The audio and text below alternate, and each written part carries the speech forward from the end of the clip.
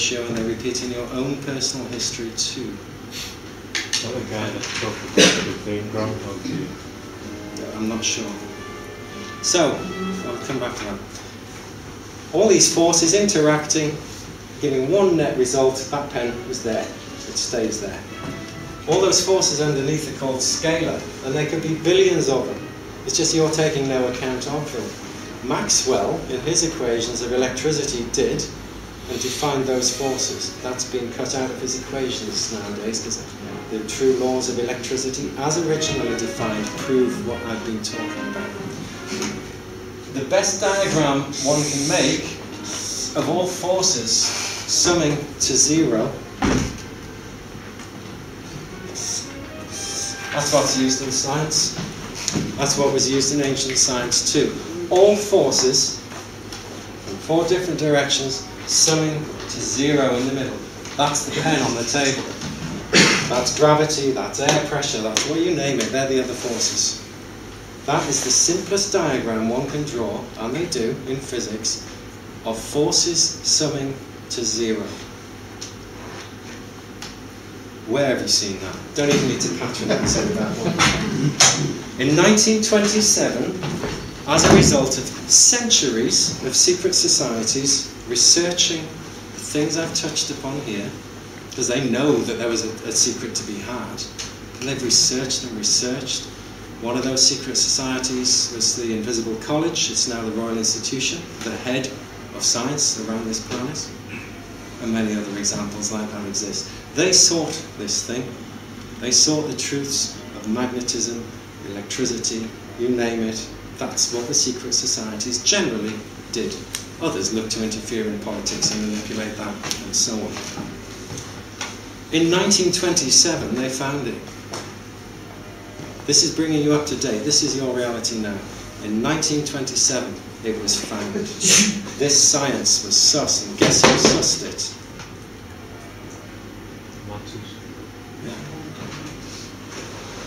And it went underground, and it went to Argentina. Provably so. And it's surfaced in scientific experiments ever since. Now, I mentioned David Icke's book before.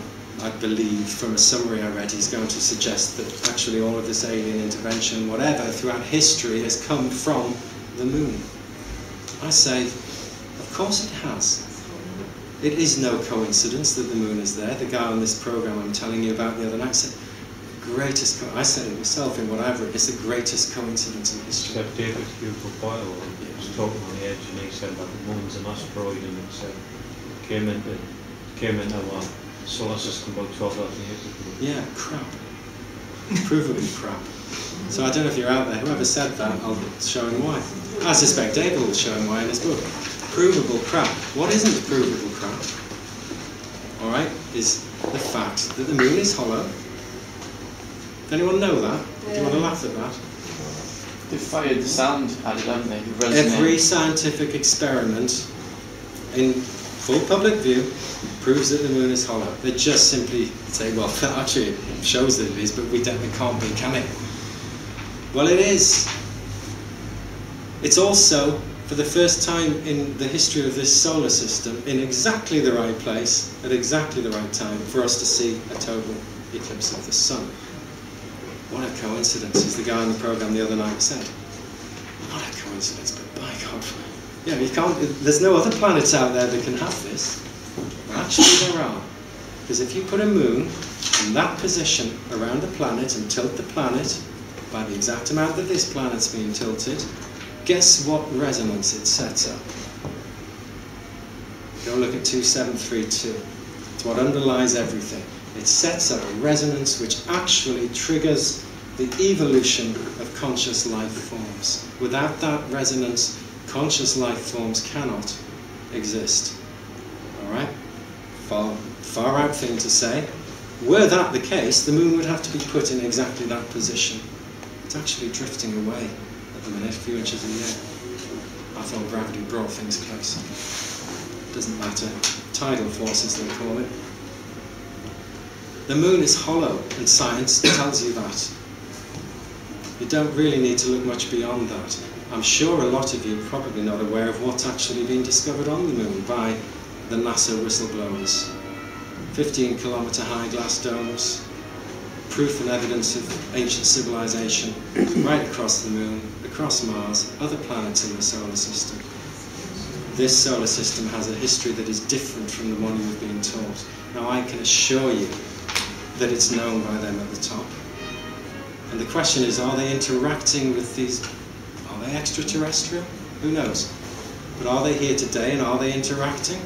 Well, if you go and look, it's pretty damned obvious that something along those lines is going on. I don't intend to get into that. I have my own clear ideas on it. I've been told what's actually happening. It doesn't mean I accept it or believe it. But what isn't happening, and I can assure you of this, what isn't happening is everything that you're being told. If you follow me. The moon didn't end up there. Well, it didn't come in as an asteroid. It's impossible under all laws of physics, including the ones that are not talked about, for anything to be captured of that size by the Earth. Absolute impossibility. So he'd have had to come up with a fix in his equations. And that's how I can prove him wrong. And I've spent years doing this with scientists who say, this is true. I say, well, it can't be because. No, who are you? Who are you to tell me that? Well, I'm not. There's the information. Thank you very much. I've done my job. And they come back and say, help!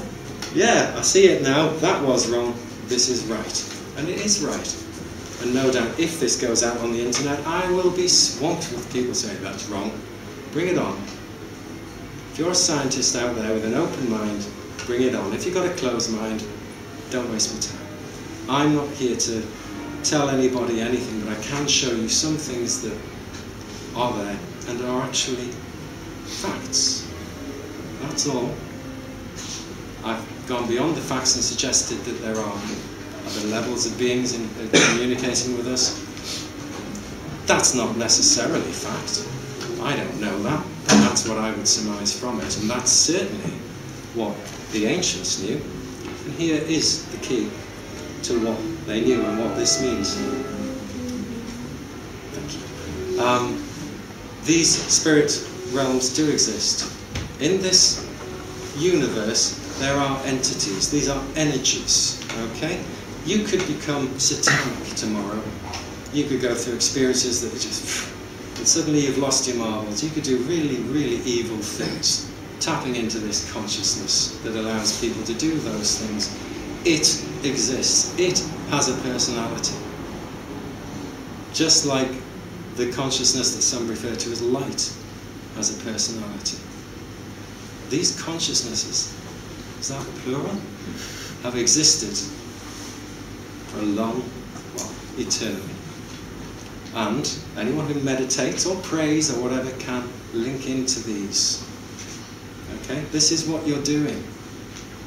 And over time, so there is a Christ spirit, if you want to call it that. There's an energy that one can tap into that will do that.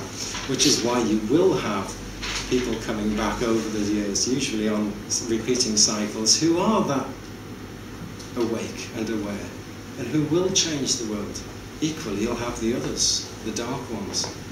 This planet is run at the minute by the dark ones, for want of a better word. They're influenced, in control, in contact with these darker forces, whether they're extraterrestrial, whether they're part of the universal consciousness.